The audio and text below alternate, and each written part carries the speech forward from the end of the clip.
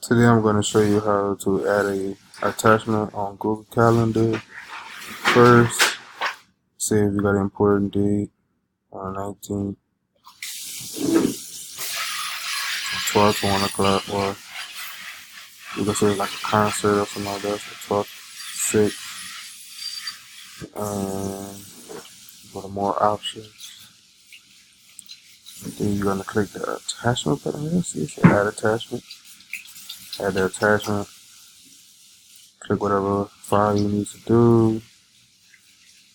Select. See, sitting in there right there.